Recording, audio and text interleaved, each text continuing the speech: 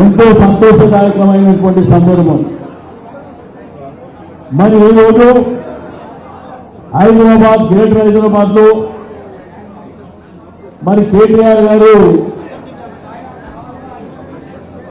Membership కార్యక్రమంతో పాటు special intensive revision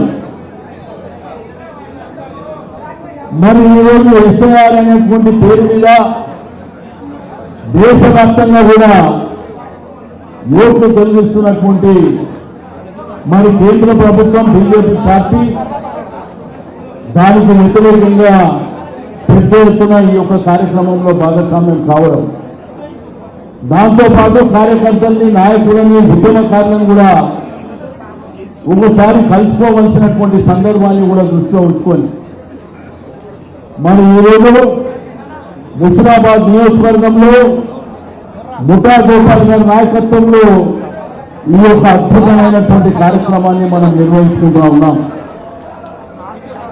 అయితే కార్యకర్తలకు, నాయకులకు తెలియజేసేది ఒకటే, ఈరోజు మెంబర్షిప్ డ్రైవ్ అనేది చాలా ప్రధానమైనటువంటి అంశం. ఈసారి గౌరవమైన కేసీఆర్ గారు డిజిటల్ మెంబర్షిప్ చేయాలనేటువంటి సంకల్పంతో మరి దాంతోపాటు ఎస్ఐఆర్ అనేటువంటి కార్యక్రమాన్ని కూడా మనం చాలా అద్భుతంగా ఏ ఓటు కూడా తొలగించకుండా 18 సంవత్సరాలు నిండినటువంటి ప్రతి ఒక్కరికి ఎన్రోల్మెంట్ చేసేటువంటి కార్యక్రమాన్ని కూడా మనం తీసుకోవాల్సినటువంటి అవసరం ఉన్నది. ఈరోజు కార్యకర్తలు కానివ్వండి, మన శ్రేణులు కానివ్వండి, మరి హైదరాబాద్, గ్రేటర్ హైదరాబాద్ పరిధిలో గులాబీ శ్రేణుల సత్తా ఏందో గడిచిన అనేకమైనటువంటి ఎన్నికల్లో మనం చూసినాం.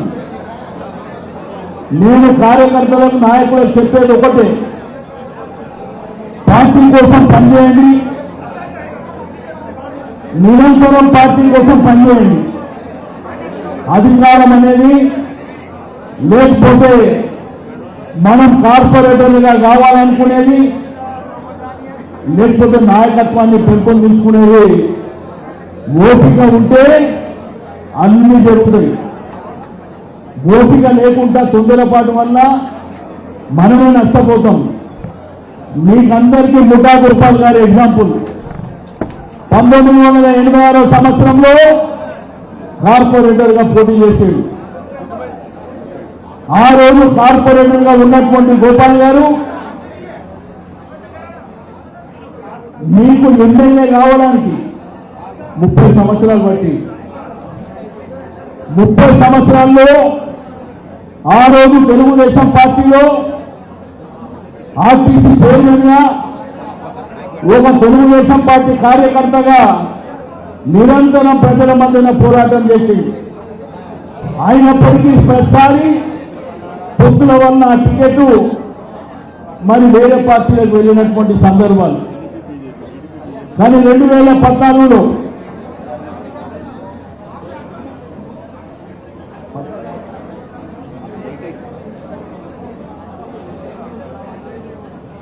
అదే 18లో 30 సంవత్సరాల ఆయన కళ, ఆయనతో పాటు సాయన్న గారు ఎమ్మెల్యే అయిపోయాడు 94లో.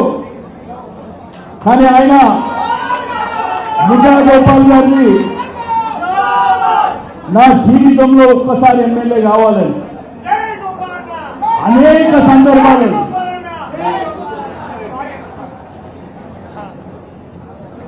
సందర్భాలలో ఎమ్మెల్యే కావాలని నిరంతరం పోరాటం చేసి ప్రజల మధ్యన ఉన్నాడు. కానీ పార్టీ పొత్తులలో వేరే పార్టీకి ఇవ్వడం ప్రసారం జరిగింది. కానీ 2018లో ప్రియతమ నాయకుడైనటువంటి కేసీఆర్ గారు తెలంగాణ ఉద్యమ సారథి అయినటువంటి మన నాయకుడు ముఠా గోపాల్ గారిని ఢిల్లీకి పిలుచుకొని ఆయన టికెట్ అడగక ముందే ఏకంగా ఢిల్లీలో కేసీఆర్ గారు ఉంటే ముఠా గోపాల్ గారిని పిలిచి నువ్వే క్యాండిడేట్, నువ్వు ఎమ్మెల్యేగా అని చెప్పి ఆ రోజు కేసీఆర్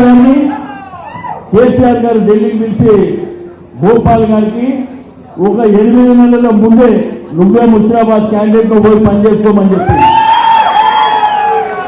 ఆ తర్వాత 2018లో తన జీవితంలో తనకున్నటువంటి కళ సాకారమైంది. ఆ రోజు ఎమ్మెల్యేగా మరి ఒకసారి గెలిచింది, రెండోసారి ఎన్ని ఇబ్బందులు వచ్చినా నువ్వే గోపాల్ నువ్వే క్యాండిడేట్ గా ఉండాలని చెప్పి మరి ఆయన ఆరోగ్యం బాగలేకున్నా 75 సంవత్సరాలు అనుకుంటా,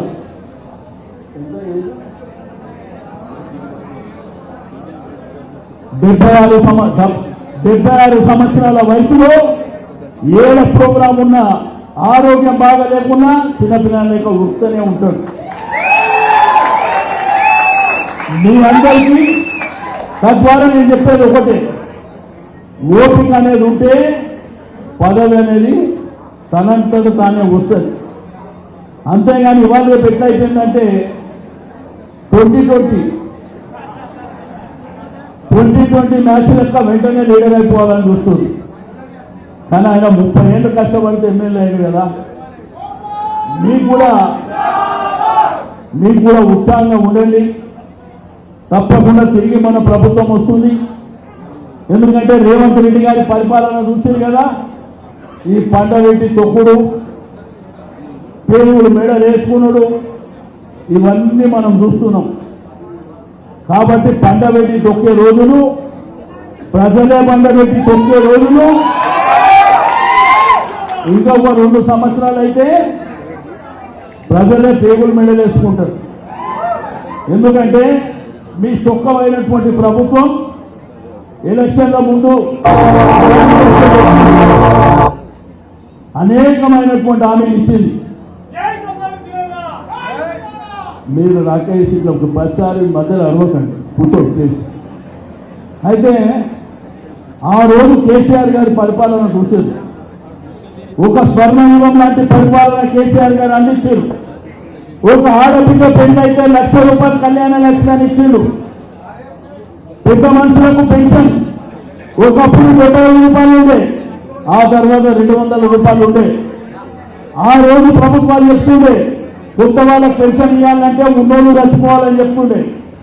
కానీ కేసీఆర్ గారు వచ్చినాక ఏకంగా ₹2,000 పెన్షన్ చేసింది. మరి ఇదే కాకుండా అనేకమైనటువంటి కార్యక్రమాలు నేను ఛాలెంజ్ చేస్తున్నాను. ముషిరాబాద్ నియోజకవర్గంలో ముఠా గోపాల్ గారి నాయకత్వంలో కేటీఆర్ గారి సహకారంతో ఎన్ని అద్భుతాలు జరిగినాయి. ముషిరాబాద్ లో ఎన్ని ప్రాంతాలలో డెవలప్మెంట్ జరిగింది, ఎంతమంది పేదలకు ఇల్లు కట్టించినాం. నేను అడుగుతున్నా, ఈ ప్రభుత్వం వచ్చిన తర్వాత ఒక్క ఇళ్ళన్న కట్టిందా అని నేను అడుగుతా ఉన్నా. ఏమన్నా కార్యక్రమాలు చేసినా ఈ యొక్క నియోజకవర్గంలో? ఆ రోజు కేటీఆర్ గారు వారికి ఉన్నటువంటి దూరదృష్టితోని మన పక్కన నాళాలున్నా లేకపోతే పేదవాళ్ళు ఉన్నా అదేవిధంగా మంచినీటి సమస్య లేకుండా, కరెంటు సమస్య లేకుండా అద్భుతమైనటువంటి పరిపాలన ఆ రోజు కేసీఆర్ గారు అందించారు. ఈ రోజు తాగడానికి నీళ్ళు ఇచ్చే తెలియలేని ప్రభుత్వానికి నీళ్ళు వస్తున్నాయా? సరిగా నీళ్ళు వచ్చే పరిస్థితి లేదు. కరెంటు కూడా అనేక సందర్భాల్లో తీసేస్తారు. మళ్ళనంట మాట్లాడితే ప్రజాపాలన, పేరుకు ప్రజాపాలన, పక్కన చూస్తే దోపిడీ పాలన. మాట్లాడితే పైల్వాన్లలాగా దంగల్లోకి దిగేటువంటి కార్యక్రమం అసెంబ్లీలో చూసింది కదా. ఒక ఎమ్మెల్యే చెప్పి పోయిన మా పైల్వాన్ అని చూపిస్తాడు ముఖ్యమంత్రి. బిడ్డ పైల్వాన్లు పుట్టింది హైదరాబాద్లో నా బిడ్డ. ఈరోజు మీరు మాట్లాడేటువంటి పద్ధతులు, ఈరోజు ప్రజలకు మీరు ఏమేమి హామీలు ఇచ్చారు? ప్రతి 7,500 ఇస్తాను, ఇచ్చిందా? ఎక్కడన్నా తులం బంగారం ఇచ్చిందా? కాబట్టి ఏం ముఖం పెట్టుకొని మీరు ప్రజల దగ్గరికి వస్తుండ్రు? ఏం కార్యక్రమాలు మీరు చేస్తుండ్రు? ప్రజాస్వామ్యంలో ఎన్నికల మేనిఫెస్టో అంటే భగవద్గీత లాగా, ఖురాన్ లాగా, బైబిల్ లాగా భావించేటువంటిది. కానీ మోసపూరితమైనటువంటి హామీ ఎట్లయినా అడవిగాని హామీ అందించి కాంగ్రెస్ ప్రభుత్వం రావాలని మరి ఆ విధంగా ఓటు వేసిన తర్వాత ఎక్కడైతే గ్రామాలలో ఓట్లు పడ్డాయో ఈరోజు గ్రామీణ ప్రాంతంలో ఉన్నటువంటి రైతులు ఆ ప్రాంతంలో ఉన్నటువంటి ప్రజలు వాళ్ళ ఇబ్బందులు చూస్తే వర్ణనాతీతం. వాళ్ళ ఘోర సంచులు దొరికే దిక్కులేవు. కాంట్రాక్ట్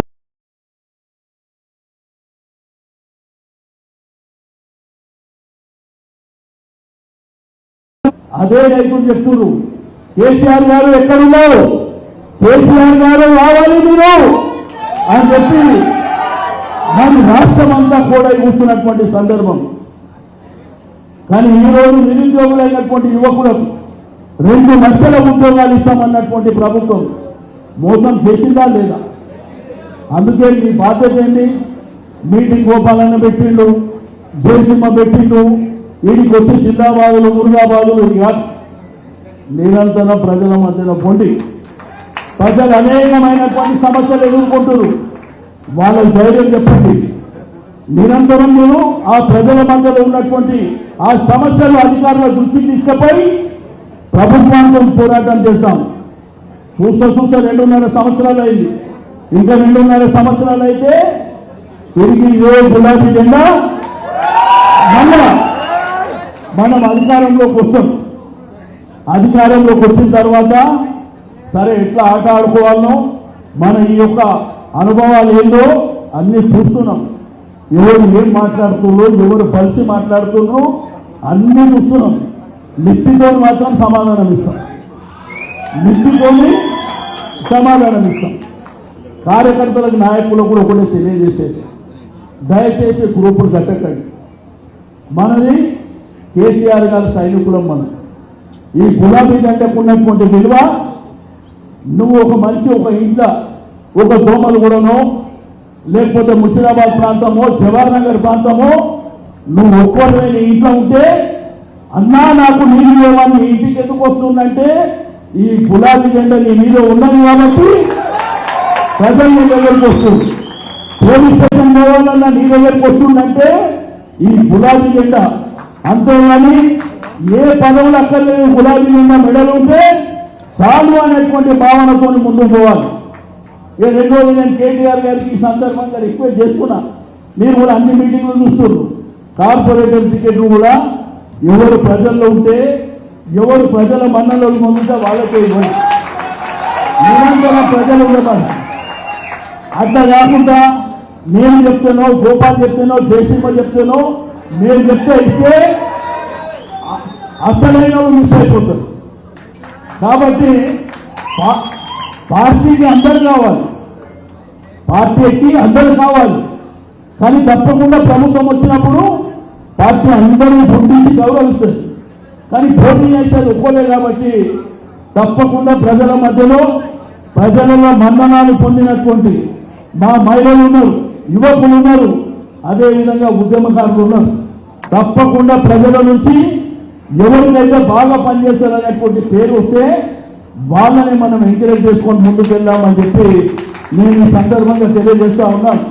ఎందుకంటే